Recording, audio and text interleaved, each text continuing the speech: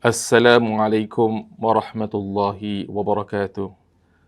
Innal hamdalillah nahmaduhu wa nasta'inuhu wa nastaghfiruh wa nu'minu bihi wa natawakkalu alayhi wa na'udzu billahi min shururi anfusina wa min sayyiati a'malina. Qala Allah tabaraka wa ta'ala fi kitabil aziz wa ma khalaqatul jinna wal insa illa liya'budun. Shadaqallahul azim. وقال النبي صلى الله عليه وسلم نضر الله امرأ سمع مقالتي فوعاها فأداها كما سمعها فرب مبلغ أو أعله من سام أو كما قال صلى الله عليه وسلم. Alhamdulillah muslimin dan muslimat rahimakumullah. Pertama sekali marilah sama-sama kita panjatkan rasa syukur kita kepada Allah Subhanahu wa taala. Alhamdulillah hari ini hari Rabu kita telah masuki pada bulan awal Muharram, pada tahun baru Hijrah. Alhamdulillah ini merupakan satu kesempatan kepada Allah Subhanahu wa taala pada kita semua yang hadir, yang masih lagi hidup di dunia ini. Allah Subhanahu wa taala telah berikan kepada kita kesempatan lagi untuk kita berada di muka bumi ini menjalani kehidupan sebagai hamba Allah Subhanahu wa taala. Marilah sama-sama kita mengambil kesempatan pada hari-hari yang mulia ini. Hari-hari mulia, kenapa saya kata demikian?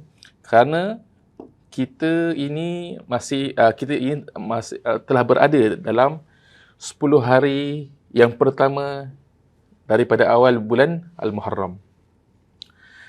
Kita lihat para sahabat, kata Abu Osman An-Nahdi. Abu Osman An-Nahdi, sebelum ini saya pernah berkongsi, beliau adalah merupakan anak murid kepada Sayyidina Salman Al-Farisi. Beliau berkatakan bahawasanya para sahabat ni, mereka amat menta'zimkan, mengagungkan ataupun mengambil berat tentang ada 10 hari yang tiga. 10 hari yang tiga iaitu macam mana?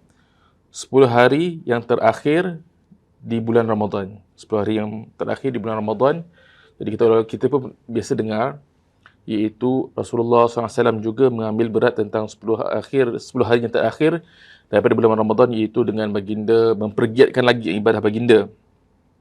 Itu yang pertama. Yang kedua ialah, yang juga sebelum ini saya pernah kongsikan, 10 hari yang pertama daripada awal bulan Zulhijjah. Zulhijjah. Itu daripada satu hari bulan Zulhijjah sehingga 10 hari bulan Zulhijjah, itu hari Idul Adha. Saya telah kongsikan sebelum ini. Yang kedua ialah inilah 10 hari yang ketiga ini, iaitu daripada 1 Muharram sehingga 10 Muharram. Yang mana kita bisa dengar tentang puasa, tentang Tasu'a dan juga Ashura. Bahkan daripada awal 1 Muharram juga kita boleh start. Hari inilah kita insya-Allah masuk hari yang ketiga daripada awal Muharram untuk kita mempergiatkan amal kita, ibadah kita kepada Allah Subhanahu wa taala. Semoga dengan berbuat demikian Allah Subhanahu wa taala suka dengan amalan kita. Bila kita bertemu dengan Allah Subhanahu wa taala, insya-Allah semoga Allah Subhanahu wa taala akan ampunkan dosa kita dan juga mendapat keridhaannya insya-Allah. Muslimin dan muslimat rahimakumullah, hari ini kita sambung kita punya kuliah sesi kepentingan amalan solat. Hari ini kita telah masuk yang saya boleh katakan bahagian yang terakhir daripada perkongsian saya tentang kepentingan amalan solat. Pada yang sebelum ini, mula-mula sekali saya telah kongsikan tentang kepentingan amalan solat, kepentingan dan juga kelebihan yang saya telah kongsikan. Kemudian tentang amaran daripada Nabi SAW bila mana mereka mensia-siakan ataupun tidak mengambil berat atau meninggalkan solat. Saya telah kongsikan. Dan yang kemudian selepas itu saya telah kongsikan berkenaan dengan kelebihan atau kepentingan menjaga solat berjemaah, dan juga ada amaran Rasulullah SAW bila mana kita tidak mengambil berat ataupun kita meninggalkan solat berjemaah tanpa alasan. Jadi saya telah kongsikan sebelum ini. Kemudian yang terakhir sekali, bahagian ini ialah ataupun yang boleh saya kongsikan daripada buku karangan Syekh Maulana Muhammad Zakaria Al-Kandahlawi, iaitu berkenaan dengan kepentingan ataupun khusyuk dalam solat. Jadi saya cuba kongsikanlah, semoga pengkongsian ini sama-samalah kita dapat faedah pengajaran daripada apa yang saya kongsikan. Kata Syekh Maulana Muhammad Zakaria Al-Kandhlawi, terdapat ramai orang yang menunaikan solat, dan di kalangan mereka, daripada kalangan orang yang menunaikan solat itu, ramai juga yang mengambil berat tentang solat berjemaah.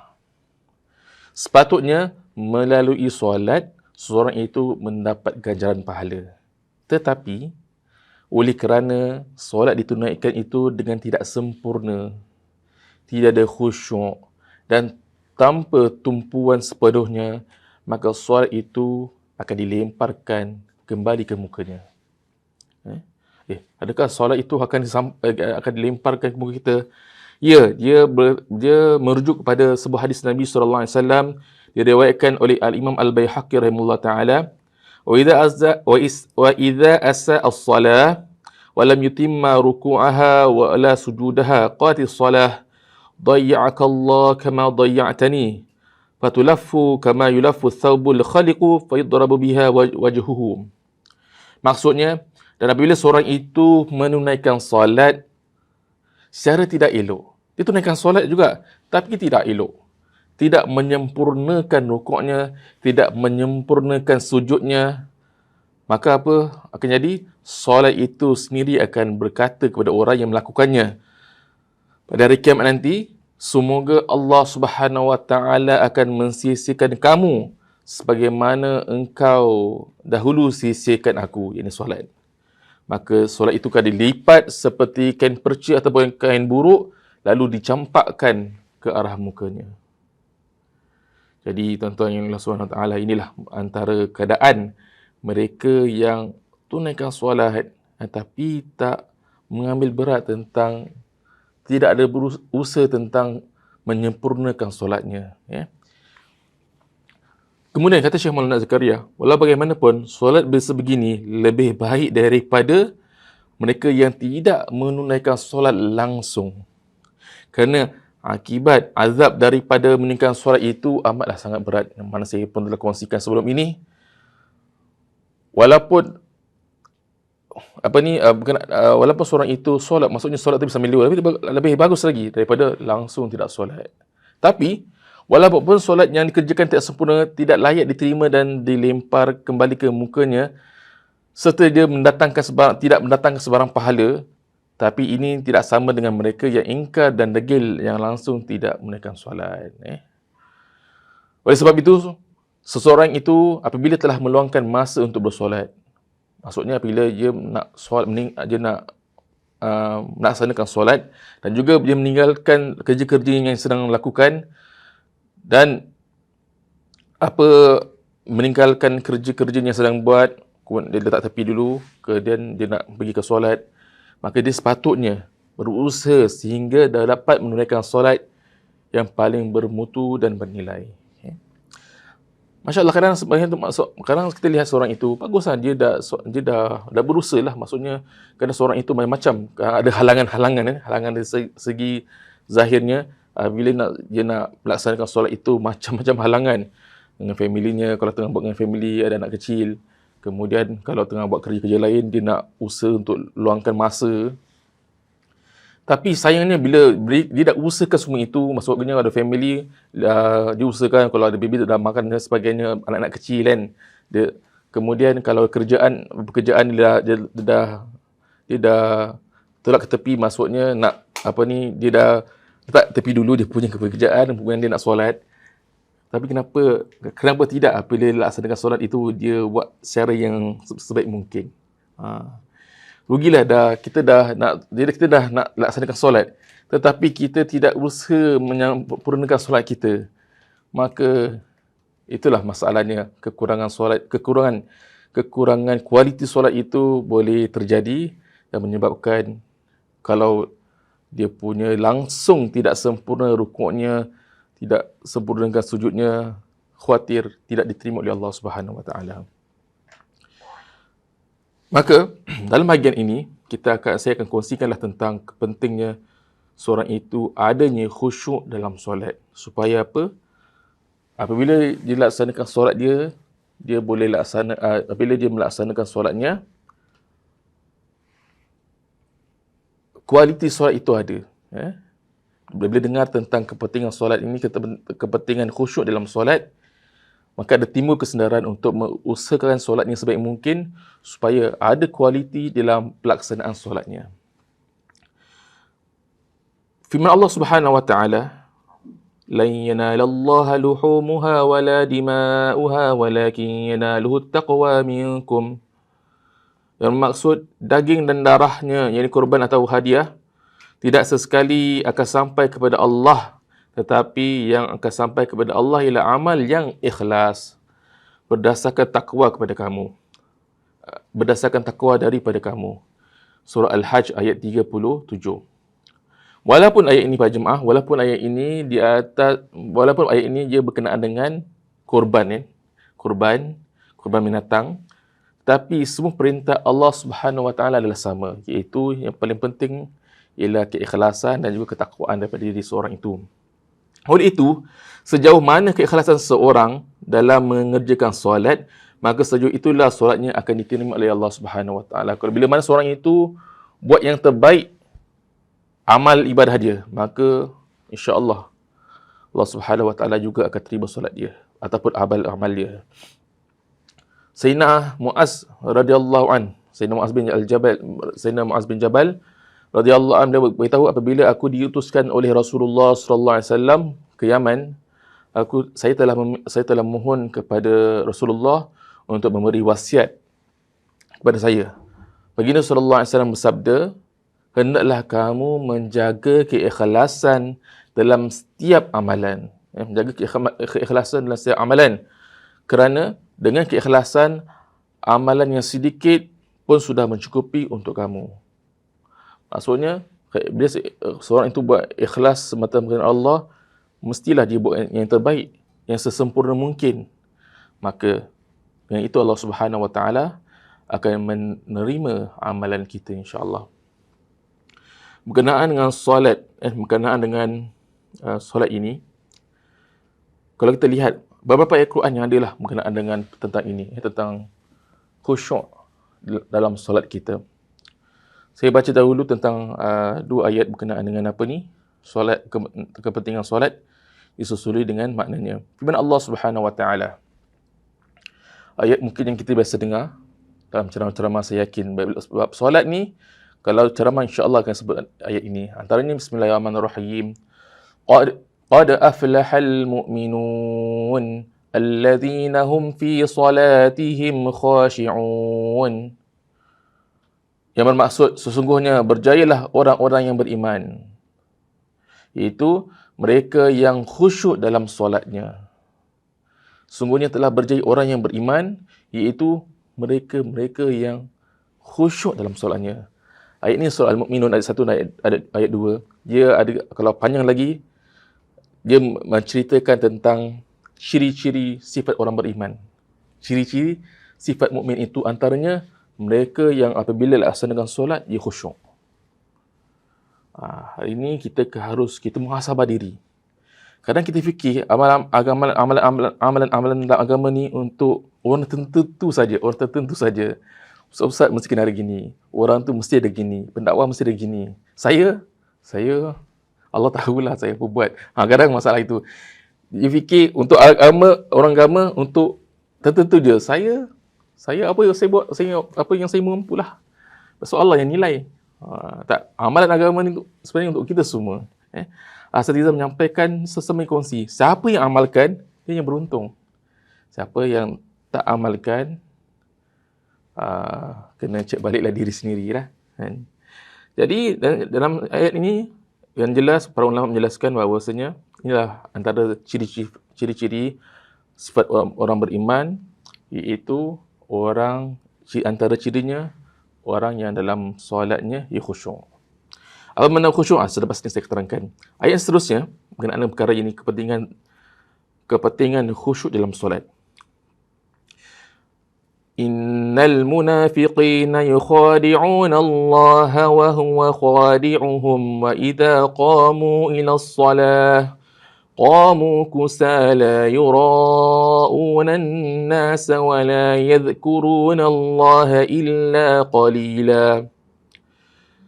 Sesungguhnya orang-orang munafik itu melakukan tipu daya terhadap agama Allah dengan perbuatan pura-pura beriman sedang mereka tidak menerima pada dalamnya. Dan Allah pula tetap membalas tipu daya mereka, iaitu dengan membiarkan mereka dalam keadaan kemunafikan. Mereka pula apabila berdiri hendak solat, mereka berdiri dengan malas. Mereka hanya bertujuan riak, menunjuk-nunjuk, memperlihatkan solatnya kepada manusia supaya disangka bahawa mereka adalah orang yang beriman, dan mereka pula tidak mengingati Allah dengan mengerjakan sembahyang melainkan sedikit sekali ataupun jarang-jarang. Ayat ini terdapat dalam surah An-Nisa ayat 142.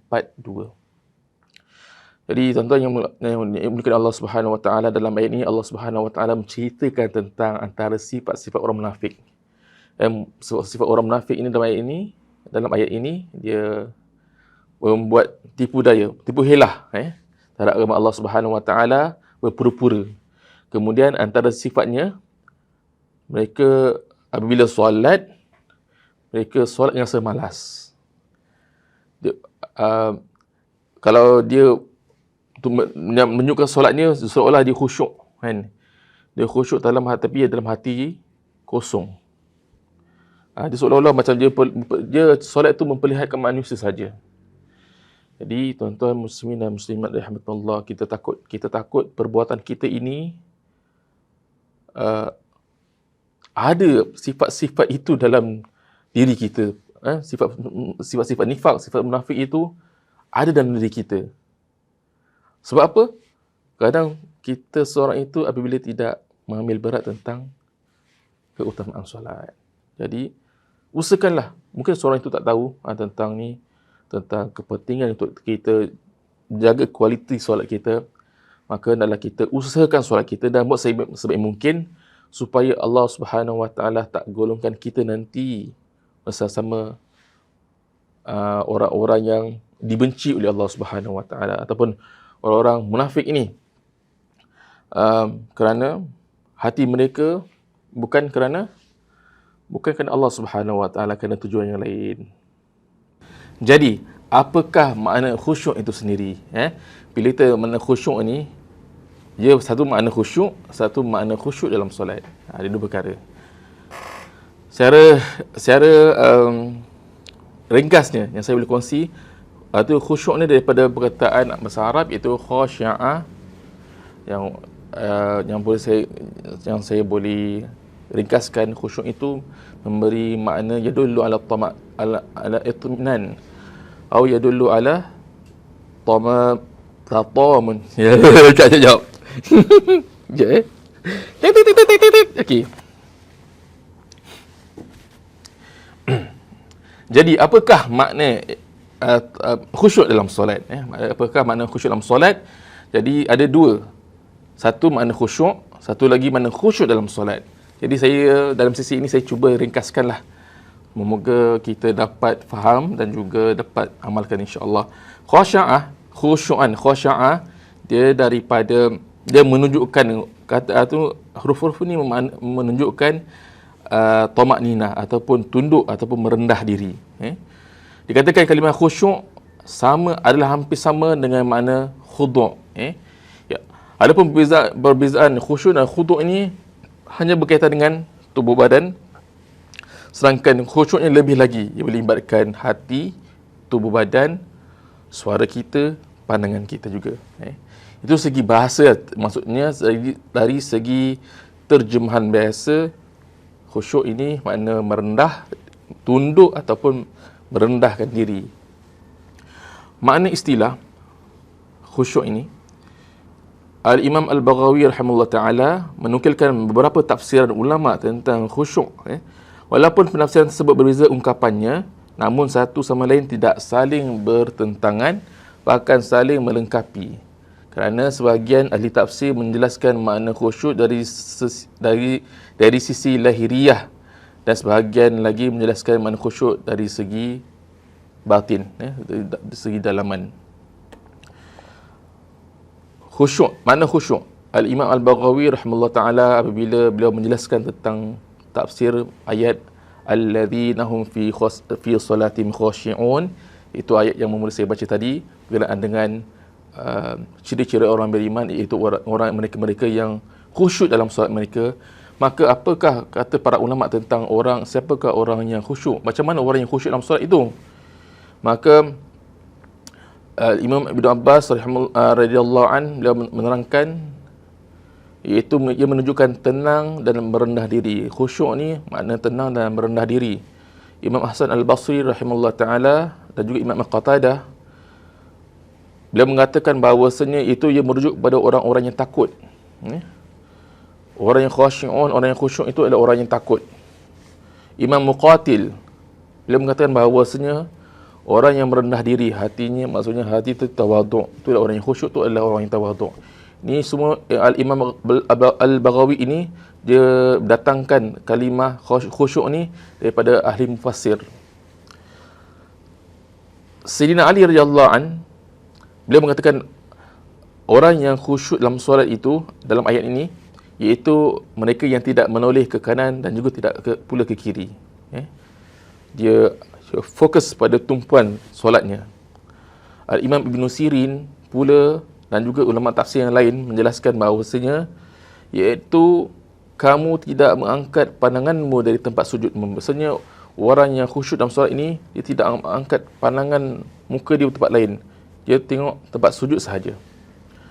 Al-Imam Al-Ata rahimahullah ta'ala, beliau menjelaskan tentang ayat ini iaitu kamu tidak bermain-main dengan anggota tubuhmu dalam solat. Maksudnya ada sekarang orang solat tu tangan dia pusing sana, pegang sini, garu sana, garu sini. Pergerakan kecil itu tidak membatalkan solat, tapi boleh menghilangkan khusyuk. Ada pula ulama mengatakan bahawasanya khusyuk dalam solat adalah memfokuskan, yakni memperhatikan urusan solat dan berpaling dari urusan dunia, berpaling dari urusan di luar solat. Apa saja yang tidak berkaitan dengan solat dia berpaling,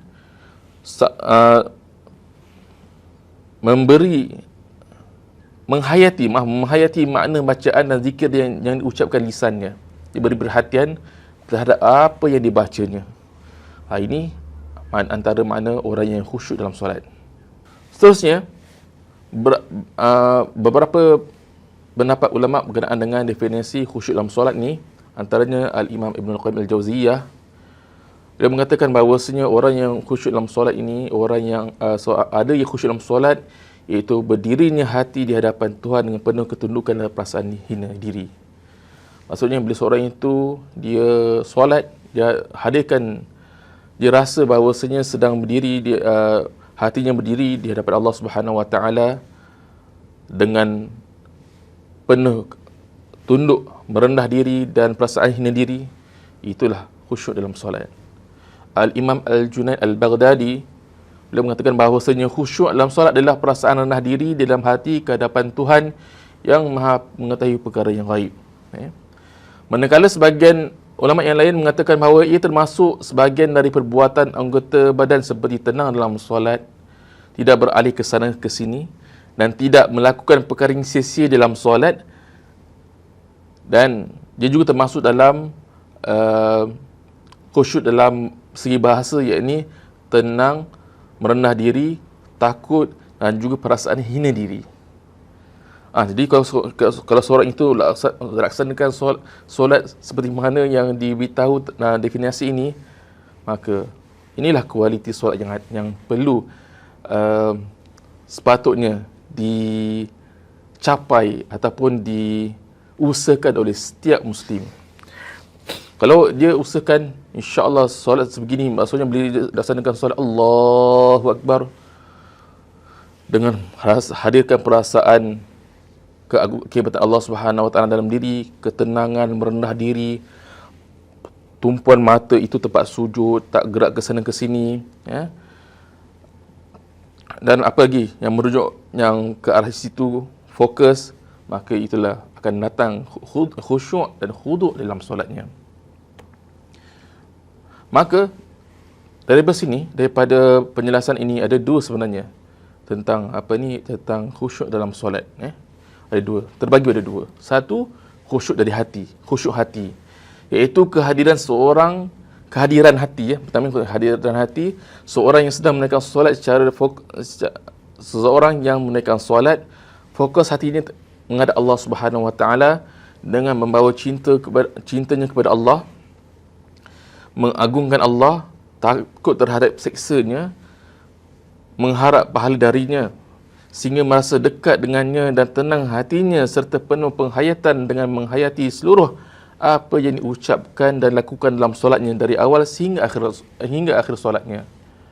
Bila masuk hati ini, dia datangkan kebesaran Allah, cintaan kepada Allah Subhanahu Wa Taala, dan juga rasa takut, rasa khauf tu mesti ada, mengharapkan pahala daripada Allah Subhanahu Wa Taala, tenang, dan juga cuba menghayati apa yang dibacakannya.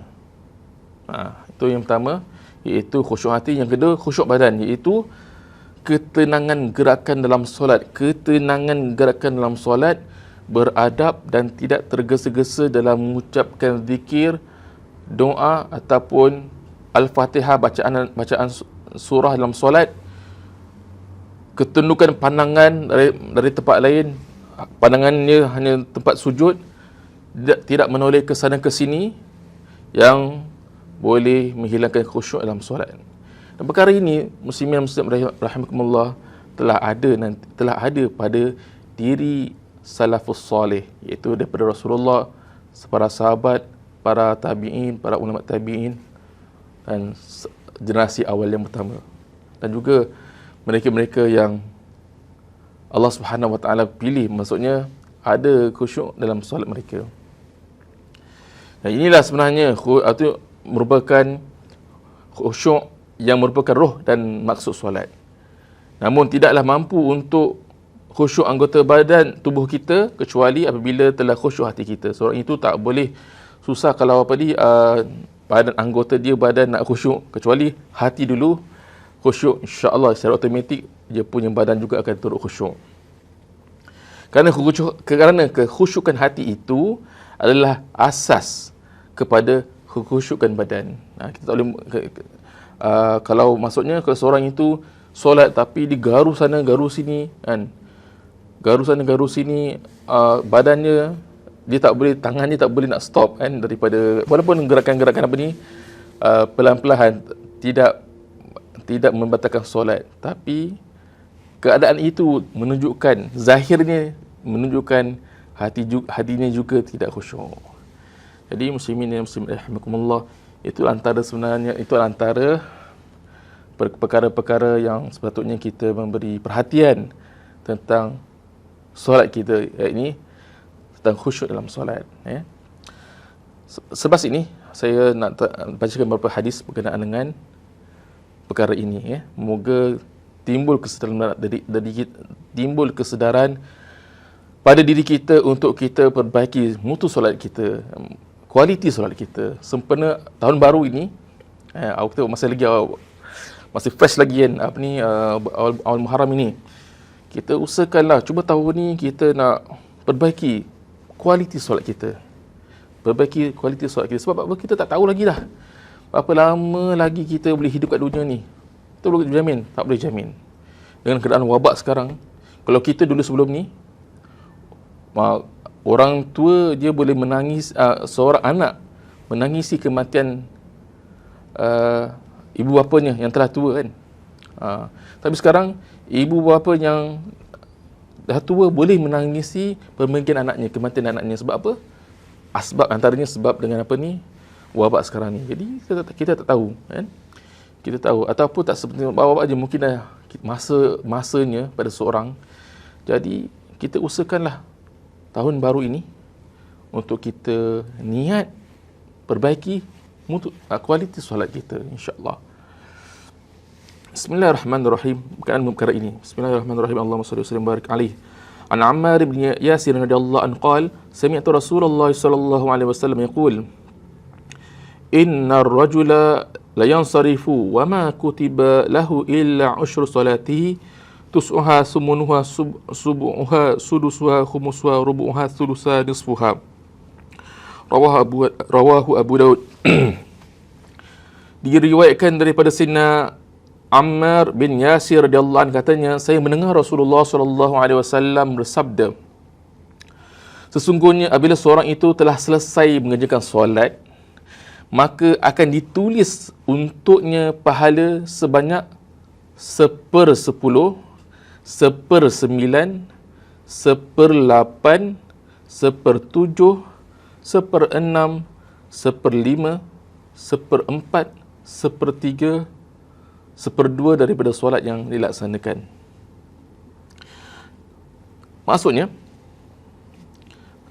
apabila seorang itu laksanakan solat, saya tentang hadis ini, apabila seorang itu habis solat, tak semua dapat pahala full daripada solat yang dikerjakan. Ada dapat 1/10, ada dapat 1/9, ada dapat 1/8, ada banyak lagi, ada setengah pahala, tapi ada langsung tak dapat pahala. Sebab apa? Antaranya sebab tiada khusyuk, ataupun tiada khusyuk ni menyebabkan dia tak laksanakan solatnya dengan sempurna, tidak menyempurnakan rukuknya dan sujudnya. Kita dengar apakah penerangan daripada Syekh Maulana Muhammad Zakaria. Beliau mengatakan bahawasanya tentang hadis yang saya baca tadi, sebanyak mana tahap kekhusyukan dan keikhlasan dalam solat, sebanyak mana tahap kekhusyukan dan keikhlasan dalam solat seseorang, maka sebanyak itulah ganjaran pahala yang akan diperoleh. Sebagaimana khusyuk ni ada dan juga keikhlasan, maka sebanyak itulah dia akan dapat pahalanya. Setengah orang mendapat 1/10 daripada 1/10 daripada ganjaran penuh mengikut khusyuk dan khudu'nya, dan setengah orang lain mendapat separuh. Begitulah setengah orang lain mendapat kurang daripada 1/10, dan ada juga yang mendapat lebih daripada separuh, dan ada yang mendapat ganjaran penuh. Ada yang penuh dapat. Ada juga yang tidak mendapat ganjaran langsung, tak dapat pahala langsung, kerana solatnya memang tidak layak mendapat sebarang ganjaran. Sebab apa? Dia merujuk pada hadis mereka yang pencuri dalam solat, iaitu yang tidak menyempurnakan rukuknya, tidak menyempurnakan sujudnya, umpama pencuri cepat je, cincai-cincai dalam solat.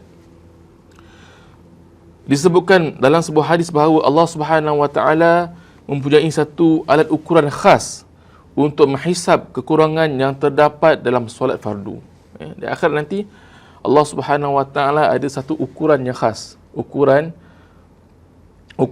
alat ukuran khas untuk menghisap kekurangan yang ada dalam solat. Jadi tuan-tuan yang mulia Allah Subhanahu Wa Taala, itu berbayangkan tak, kita hidup lama kat dunia ni, kita solat lah, maksudnya kita dah pernah belajar kan? Itulah, kita dah belajar, lepas tu seorang tu tak upgrade balik. Dia tak perbaiki tentang mutu dia punya kaifiat cara solat. Dia rasa, sebelum ni saya selalu sebutkan perkara ini supaya kita fikir betul-betul, kita muhasabah diri betul-betul. Dia fikir apa? Aku dah solat kira bagus lah. Apa lagi? Allah tahulah. Yang kasi aku solat ni untuk Allah. Aku solat ni Allah tahu aku solat. Jadi yang penting aku buat. Ada masalah gitu maksudnya. Tapi mungkin kita yang pernah belajar, memang ramai kita dah pernah belajar, tapi ada kita tak perhatikan betul-betul ataupun banyak benda yang terlepas. Maka seharusnya apabila kita tingkat lagi, belajar lagi tentang perkara fardu ain lah yang terutamanya, maka dengan belajar itu kita boleh memperbaiki mutu solat kita. Disebutkan dalam banyak hadis bahawa khusyuk dalam solat adalah perkara yang pertama akan diangkat oleh Allah Subhanahu Wa Taala daripada manusia, sehingga tidak akan didapati seorang pun dalam satu jemaah yang bersolat dengan khusyuk. Jadi awal lagi Nabi SAW beritahu bahawasanya inilah perkara yang akan ditarik daripada diri manusia, daripada diri umat manusia itu ialah khusyuk dalam solat. Jadi sepatutnya kita semua bertanggungjawab untuk kita tingkatkan solat kita, khusyuk kita bila kita melaksanakan solat. Hadis yang seterusnya, An Abi Hurairah radhiyallahu ta'ala anhu qala sami'tu Rasulullah sallallahu alaihi wasallam yaqul inna awwala ma yuhasabu bil 'abdu yawmal qiyamah min 'amalihi salatuhu Fa in saluhat faqad aflaha wanjaha wa in fasadat faqad khaba wa khasira. Fa in intaqasa min faridatihi syai'un qala Allah qala Rabb azza wa jal unzuru hal li 'abdi min tatawwu'in fa yukammalu biha man taqasa min al-faridati thumma yakunu sa'iru amalihi dzalik. Hadis ini juga seharusnya kita muhasabah. Diriwayatkan daripada Sayyidina Abu Hurairah radhiyallahu an, katanya, saya mendengar Rasulullah sallallahu alaihi wasallam bersabda, sesungguhnya perkara yang mula-mula sekali akan dihisab, akan dihitung, akan dicek daripada amalan seorang hamba pada hari kiamat nanti ialah solatnya. Jika sempurna solatnya, maka beruntunglah dan berjayalah dia. Solat sempurna, dia berjaya, dia beruntung. Jika solatnya rosak, yakni tidak sempurna, maka menyesal dan rugilah dia. Jika ada kurangan dalam solat fardunya, maka Allah Subhanahu wa taala akan perintahkan pada malaikatnya, lihatlah adakah hamba-Ku ini mempunyai amalan-amalan solat sunat. Maka kekurangan solat fardunya akan disempurnakan dengan solat sunat. Begitulah seterusnya dengan amalan-amalan yang lain. Kata Syekh Maulana Zakaria Al-Kandalawi tentang hadis ini, melalui hadis ini dapat diketahui bahawa setiap orang hendaklah menghimpunkan seberapa banyak amalan-amalan sunat, seberapa banyak yang mungkin daripada amalan-amalan sunat supaya dapat menampung mana-mana kekurangan dalam amalan fardu. Kena usahakan untuk kita berbanyakkan solat sunat. Solat fardu kita tak boleh banyakkan. Solat fardu mana boleh banyakkan? Dia 5 waktu je. Kalau seorang itu rasa nak buat 10 waktu, tak boleh. 5 waktu tetap 5 waktu. Subuh 2 rakaat, fardu solat fardu subuh 2 rakaat, solat fardu zuhur 2 rakaat, solat fardu asar solat fardu zuhur 4 rakaat, solat fardu asar 4 rakaat, solat fardu maghrib 3 rakaat, solat fardu isyak 4 rakaat. Ini dia tak boleh tambah dia punya rakaat ataupun dia nak buat fardu-fardu yang lain, tak boleh. Tetapi maksudnya kalau solat fardu ini tak boleh lebih. Itulah 5 waktu. Tapi kalau solat sunat kita boleh banyakkan. Tapi seterusnya kita dengar apa kata Syekh Maulana Zakaria. Ramai orang sering berkata bahawa kalaulah mereka dapat menyempurnakan amalan solat fardu saja pun sudah beruntung besar. Maksudnya hari ni kadang orang kurang ilmu kata, Ustaz dah dapat, Ustaz dia kata begini, lebih kurang Ustaz dah dapat solat fardu zuhur pun dah okey lah, apa lagi daripada okey lah saya solat daripada tak solat kan. Solat sunat adalah amalan orang yang tinggi darjatnya. Ni Syekh Maulana Zakaria beritahu, antara orang awam yang biasa lihat, dia kata dah dapat solat fardu pun dah okey. Amalan solat sunat ni orang dia tinggi makam ni jaga solat sunat. Kan? Syekh Maulana Zakaria beritahu memang tidak diragui bahawa amalan fardu sahaja pun kalau dikerjakan dengan sempurna sangat memadai. Namun untuk mengerjakan setiap rukun dengan betul-betul sempurna bukanlah satu perkara yang mudah. Sememangnya akan berlaku sedikit sebanyak kekurangan. Maka untuk menyempurnakan kekurangan dalam amalan fardu tidak perlu kepada solat sunat, perkara-perkara sunat. Kan maksudnya memang betul dah laksanakan solat fardu pun alhamdulillah bagus. Tapi kita tak tahu, kita tak perasan atau mungkin kita tak perasan. Mungkin bila kita buat rukun dalam solat seperti contoh, ada kekurangan di sana, kekurangan, maka bila ada kekurangan itu, dengan perkara sunatlah dapat menampung perkara tersebut. Tapi kalau dahlah solat fardu kita buat benar kekurangan, tapi tak ada pula backup dengan amal atau solat-solat sunat, jadi kita takut masalah kita nanti bila tiba giliran kita untuk berjumpa dengan Allah Subhanahu Wa Taala. Contohnya yang mungkin Allah Subhanahu Wa Taala di akhirat nanti, antara ulama mengatakan bahawasanya ada 3 mahkamah, kira mahkamah penting di akhirat nanti. Salah satunya ialah mahkamah antara hamba Allah dengan manusia itu dengan perkara-perkara perintah-perintah Allah. Jadi itulah antara amalan-amalan kita akan dihisab. Tapi walaupun di situ rahmat Allah Subhanahu Wa Taala Allah akan berikan, tapi itulah kekhawatiran tu mesti ada. Kekhawatiran, ya Allah, ketakutan. Adakah solat kita akan diterima oleh Allah Subhanahu Wa Taala? Pertama sekali tentang amalan kita dengan Allah, solat. Kata Maulana Zakaria, dalam satu hadis yang lain, perkara yang sama diterangkan dengan lebih jelas lagi bahawa solatlah yang pertama sekali akan difardukan oleh Allah Subhanahu Wa Taala dalam semua ibadah. Dalam semua ibadah, solatlah mula sekali akan dihadapkan kepada Allah Subhanahu Wa Taala. Solat yang pertama sekali yang difardukan, amalan fardu, solat yang antara amalan yang pertama sekali difardukan oleh Allah Subhanahu Wa Taala. Dan solatlah mula-mula sekali akan dihadapkan kepada Allah Subhanahu Wa Taala pada hari kiamat. Dan solatlah yang mula-mula akan dihisab, akan dihisab. Sekiranya terdapat kekurangan dalam solat fardu, maka akan disempurnakan solat-solat sunat. Demikian juga, mula nak settlekan dulu tentang amalan, solat dulu. Solat settle tak? Kita punya daripada kita balik sampai kita meninggal dunia, cek solat. Kalau kekurangan solat itu, Allah akan, itu ada tak solat-solat yang lain untuk boleh menampung kekurangan tersebut. Kemudian selepas itu apa perkara yang fardu? Puasa. Maka puasa itu akan dihisab dengan cara yang sama. Puasa yang fardu dahulu akan dihisab jika kekurangan terdapat dalam puasa, akan disempurnakan dengan puasa-puasa sunat. Kemudian zakat pun sama juga, akan dihisab dengan cara yang sama. Bila semua amalan fardu itu dicampur dengan amalan-amalan sunat, dan jika timbangan neraca amalan kebaikan menjadi lebih berat, maka dia akan masuk syurga dengan riang dan bahagia. Sekiranya tidak, dia itulah masalahnya. Sekiranya tidak, maksudnya bila dicek amalan kita rasa banyak kita lakukan amalan, tapi banyak pula yang masalah.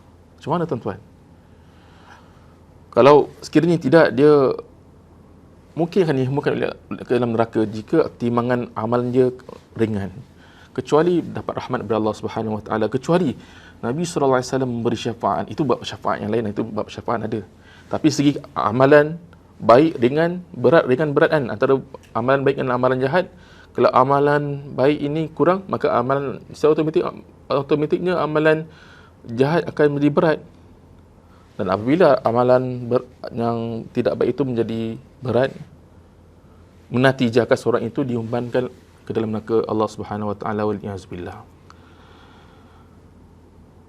Kalau kita lihat pada Nabi sallallahu alaihi wasallam sendiri, apabila Nabi sallallahu alaihi wasallam zaman Rasulullah, apabila seorang itu telah masuk Islam, perkara pertama sekali yang diajarkan oleh Nabi sallallahu alaihi wasallam setelah lepas syahadah ialah tentang solat. Inilah kebiasaan Nabi SAW akan buat apabila seorang itu telah masuk Islam, dah syahadah dah. Pertama sekali yang Nabi SAW akan ajar mereka ialah tentang cara solat. Jadi tuan-tuan yang dimuliakan oleh Allah Subhanahu Wa Taala, inilah perkara yang sebenarnya perlu kita fikirkan, usahakan kualiti solat kita. Kita seperti saya sebut tadi, kualiti solat ni bukan para ustaz sahaja yang perlu ada perkara ini, orang-orang alim je kan, ataupun para pendakwah sahaja, ataupun orang-orang baiklah. Kita semua, tanggungjawab kita semualah sebagai Muslim, umat Nabi SAW. Setiap kita perlu jaga solat, usahakan solat fardu kalau boleh sebaik mungkin, kecuali ada keuzuran, dan usahakanlah khusyuk dalam solat kita. Moga Allah Subhanahu Wa Taala beri taufik kepada kita, beri kekuatan kepada kita untuk menjaga perintah-perintahnya, insya-Allah. Apa yang baik itu daripada Allah Subhanahu Wa Taala. Apa yang kekurangan saya minta maaf, ataupun minta maaf pada tuan-tuan semua jika ada penjelasan saya ada kekurangan. Insya-Allah kita ada kesempatan, kita akan sambung pada minggu seterusnya, masih lagi tentang bab perkara khusyuk dalam solat. Sekian daripada saya. Assalamualaikum warahmatullahi wabarakatuh.